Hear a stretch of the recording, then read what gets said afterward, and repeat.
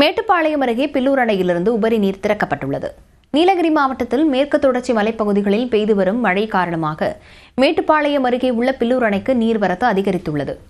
அதிகாலை நிலவரப்படி அணைக்கு 14,160 கன அடி வீதம் தண்ணீர் வந்து கொண்டுள்ளது.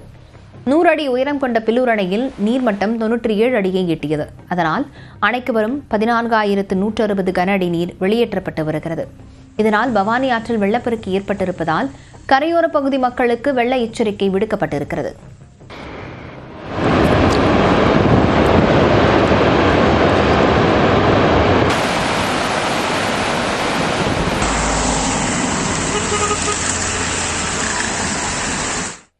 நீலகிரி மாவட்டத்தில் பலத்த காற்றுடன் விட்டுவிட்டு கனமழை பெய்து வருகிறது. தலைக்குந்தா அருகே உள்ள காந்திநகர் பகுதியில் கற்பூர மரம் வேரோடு சாய்ந்ததில் கார், ஆட்டோ உட்பட 3 வாகனங்கள் சேதமடைந்தன.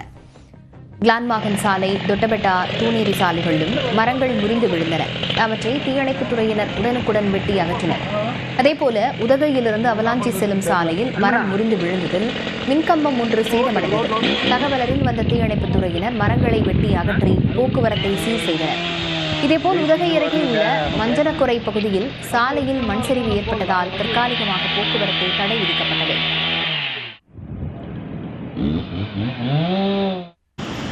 அடுத்த மாதம் 15ஆம் தேதி முதல் உங்களுடன் ஸ்டாலின் முகாம் நடைபெறும் என்றும் மகளிர் உரிமை தொகை திட்டத்தில் விடுபட்டவர்கள் இந்த முகாமில் விண்ணப்பிக்கலாம் என்றும் முதலமைச்சர் மு.க.ஸ்டாலின் அறிவித்துள்ளார். தஞ்சாவூரில் அரசு சரபோஜி கல்லூரியில் நடைபெற்ற அரசு விழாவில் பங்கேற்ற முதலமைச்சர் 2,25,000 பயனாளிகளுக்கு 558 கோடி ரூபாயில் வீட்டுமனை பட்டா, முதியோர் உதவித்தொகை, விவசாய பயிர்க்கடன் உள்ளிட்ட பல்வேறு நலத்திட்ட உதவிகளை வழங்கினார்.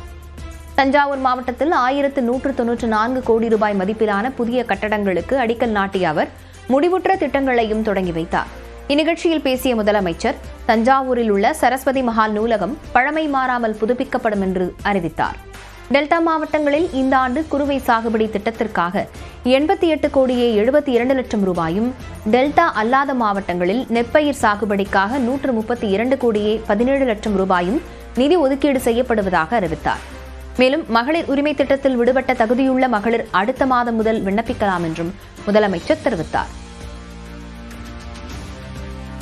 உங்களுடைய குறைகளை தீர்க்க உங்கள் பகுதியிலேயே ஜூலை 15 தொடங்கி தமிழ்நாடு முழுக்க உங்களுடன் ஸ்டாலின் முகாம்கள் நடத்தப்படும். நகர பகுதிகளில் 3,768 முகாம்கள், கிராம பகுதிகளில் 6,232 முகாம்கள், மொத்தம் 10,000 முகாம்கள். இந்த உங்களுடன் ஸ்டாலின் முகாம்கள் எல்லாத்திலையும் மருத்துவ முகாம்கள் நடத்தப்படும். கலைஞர் மகளிர் உரிமை திட்டத்தில் விடுபட்ட தகுதியுள்ள பெண்கள் இந்த முகாம்களை உங்களுடைய விண்ணப்பங்களை நீங்கள் நிச்சயமாக தரலாம். தஞ்சாவூரில் புதிய பல்கலைக்கழகம் அமைப்பதற்கு ஆளுநர் ஒப்புதல் அளிக்கவில்லை என்றும் முதலமைச்சர் குறை கூறினார். பல்கலைக்கழகம் அமைக்கிறதுக்கான சட்ட வரைவை எல்லோருடைய ஒப்புதலோடு ஒருமனதாக சட்டமன்றத்தில் நிறைவேற்றி கவர்னருக்கு அனுப்பி வச்சோம். ஆனா தஞ்சை மாவட்ட மாணவர்கள் உயர்கல்விக்கான அந்த சட்டத்துக்கு ஆளுநர் அவர்கள் இந்த தேதி வரையில ஒப்புதல் தரலாம். உச்சநீதிமன்ற தீர்ப்புக்கு பிறகாவது அவர் மாறியிருப்பார் நினைச்சோம். அவர் இன்னும் மாறல. கலைஞர் பல்கலைக்கழக மசோதா தொடர்பா பல முறை நாம நினைவூட்டணும். நம்முடைய மாண்புமிகு உயர்கல்வித்துறை அமைச்சரையும் ஆளுநரை போய் பாருங்க அப்படின்னு நான் சொல்லி, ஆனா உயர்கல்வித்துறை அமைச்சரை சந்திக்க நேரம் தர இன்னும் இழுத்தடித்து இருக்கிறார். இன்னும் நேரம் கொடுக்கல. எதிர்க்கட்சித் தலைவர் எடப்பாடி பழனிசாமி அரைவேக்கட்டுத்தனமான அரசியல் அறிக்கை வெளியிடுவதாகவும் முதலமைச்சர் மு.க.ஸ்டாலின் கடுமையாக சாடியிருந்தார். இதற்கு எடப்பாடி பழனிசாமி கண்டனம் தெரிவித்துள்ளார்.